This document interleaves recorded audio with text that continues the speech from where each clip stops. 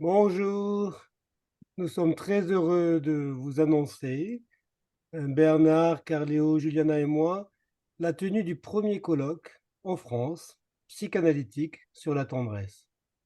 Alors, ce sera le troisième colloque que nous organisons sur le thème. Les deux premiers ont eu lieu à Bruxelles. Et les deux premiers ont été publiés sous les titres Tendresse, attachement et cadre clinique et tendresse.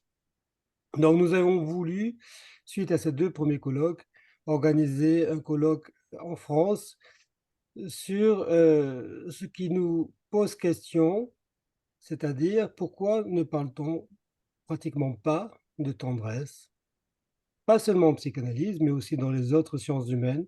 On parle des dérivés de la tendresse, selon moi, c'est-à-dire le care, la bienveillance, la sollicitude, mais pratiquement jamais la tendresse. Pourquoi? Ça, c'est la question principale. La tendresse, en ce qui me concerne, m'a été imposée avec la rencontre de la clinique du psychotraumatisme extrême, particulièrement de l'inceste, du viol et de la défaillance de l'environnement, le déni de l'environnement par rapport à ce qui a été vécu et éprouvé. Là, nous sommes clairement dans la lignée de Sandor-Ferenczi, mais pas seulement, aussi avec les autres traumatismes. Et la tendresse a été travaillée en psychanalyse, mais de manière très partielle, soit comme courant tendre, soit comme pulsion sexuelle inhibée quant au but. En ce qui me concerne, elle est ni l'un ni l'autre, elle est un pont entre les deux. Elle est subjectalisante, elle permet la reconnaissance à l'encontre de l'emprise et du déni. Elle permet la subjectalisation dans le sens où elle permet une subjectivation à prendre son essor. Elle permet la transformation du brut, aussi bien l'impuissance du thérapeute que la détresse partagée avec le patient. Je suis très content de pouvoir organiser ce colloque avec Bernard, qui nous amène aussi l'Institut contemporain de l'enfance, avec Carléo, qui aussi, par son biais, nous amène l'UTRPP de Paris 13, et avec Juliana, qui représente aussi l'association Picler-Losy. Les deux premiers colloques sur la tendresse ont été organisés à Bruxelles, donc avec le centre Chapelle-Auchamp, qui participe à nouveau à cette organisation pour ce troisième colloque à Paris.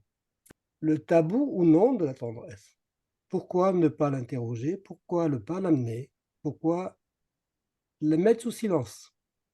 C'est un très, très grand plaisir d'organiser cette colloque avec mes collègues. Je trouve qu'on est dans un moment très précieux avec ce colloque qu'on est en train d'organiser, qui est un grand plaisir. Je vais parler un peu de la partie clinique parce que à côté de la clinique psychotrauma, il y aura aussi beaucoup de réflexions sur la clinique périnatale.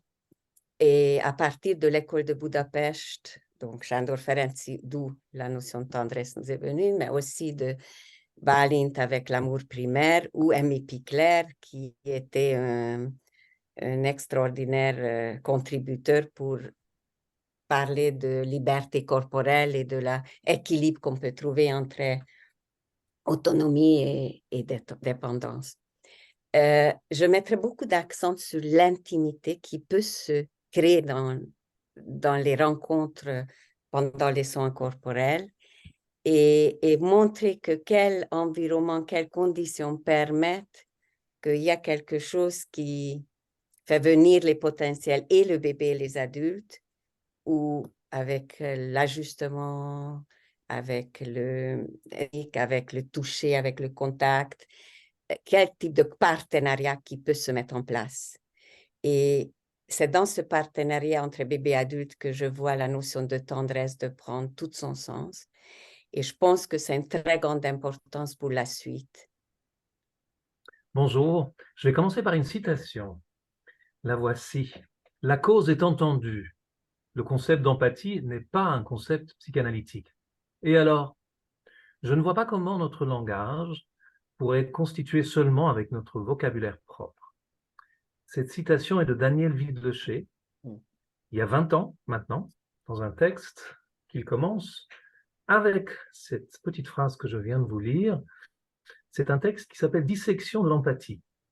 Mais voilà, 20 ans plus tard, nous allons peut-être pas disséquer la tendresse, ce serait dommage tout de même. Hein. Il vaudrait mieux qu'elle reste entière et qu'elle soit accessible dans une configuration qui soit cliniquement intéressante et non pas sous sa forme disséquée. Mais devenons sérieux, ce colloque a à la fois l'ambition, j'espère que ce terme n'est pas exagéré, de s'intéresser à la tendresse d'un point de vue métapsychologique, c'est tout de même un vrai défi, mais aussi d'un point de vue clinique, et peut-être que ce point de vue-là l'emportera d'ailleurs. Pourquoi doit-il l'emporter? Mais un peu parce que, comme dans la tradition des 20-30 dernières années, hein, nous avons connu un couple qui s'appelait culpabilité et honte. La honte est un de ces affects qui ont été explorés plus récemment dans l'histoire de la psychanalyse, alors que pendant de très longues décennies, c'est la culpabilité qui prédominait. On pourrait dire qu'il en est un peu de même pour l'empathie et la tendresse. L'empathie a beaucoup intéressé les analystes, anglo-saxons en particulier, avec Coates, mais aussi en France depuis un certain temps. Mais effectivement, la tendresse est extrêmement peu évoquée, et je ne vais pas répéter ce que Tigrane nous a dit tout à l'heure. Voilà, nous sommes effectivement heureux de mettre tous les projecteurs sur la tendresse, et nous vous attendons avec plaisir. Je suis très heureux que l'Institut contemporain de l'enfance puisse soutenir ce colloque sur la tendresse, l'organisation de ce nouveau congrès sur la tendresse, et je remercie très profondément Tigrane pour cette initiative. Voilà, avec Juliana pour l'association Picler-Luxi France, avec Carl-Léo Schering pour Paris 13. Voilà, un quatuor qui a très bien fonctionné. C'est vrai que la tendresse est un petit peu tabou, le concept de tendresse, parce que derrière sa fonction de dénégation de la haine ou de l'hostilité, je crois qu'elle propose aussi des ponts innovants entre différents clivages auxquels probablement nous sommes très attachés. Nous avons tous un petit fétichisme théorique, nous tenons à nos clivages, c'est toujours difficile de les dépasser et de les réduire. J'en citerai simplement 3 aujourd'hui. Il y a un petit clivage qui existe entre affect et émotion. Ça n'est pas la même chose. L'affect fait partie, intégrante de la théorie des pulsions. C'est lui qui vient colorer le représentation. Les émotions le concept d'émotion est davantage dû à l'école clanienne et post-clanienne. L'affect s'éprouve, mais l'émotion se partage, et ceci très tôt dans la vie des bébés en particulier. L'affect est du côté du sentiment d'être, un objectal pour ainsi dire, et l'émotion est du côté de l'existence objectale. C'est ce que j'essaierai de développer un petit peu. Ça, c'est un premier clivage. Et puis, il y a un deuxième clivage, un tout petit peu abordé déjà par Carl-Léo, entre l'empathie et le contre-transfert. Daniel Lidlecher, qui m'a beaucoup marqué aussi dans mon trajet professionnel, insistait sur la différence, l'antagonisme presque entre empathie et contre-transfert. L'empathie, c'est une partie de soi qu'on met dans l'autre pour voir le monde à travers lui. Le contre-transfert, c'est une partie de l'autre qui vient en nous pour nous faire sentir et nous faire vivre un certain nombre de choses. Voilà, donc la tendresse est bien sûr du côté de l'empathie, et pour la psychanalyse, c'est peut-être un problème aussi par rapport au contre-transfert.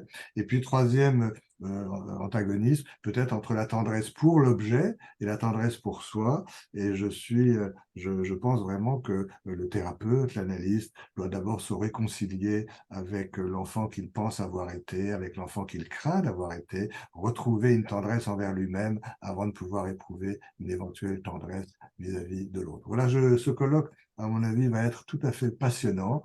Soyez tendres avec vos passions et venez nombreux pour que tous ensemble, nous puissions faire mentir l'écrivain François Nourricier, qui dans son roman La Crève disait « L'embêtant avec les bains de tendresse, c'est qu'on en sort souvent ruisselant d'ennui ». Eh bien, je suis sûr que ce ne sera pas le cas. Grâce à vous tous, merci beaucoup d'avance.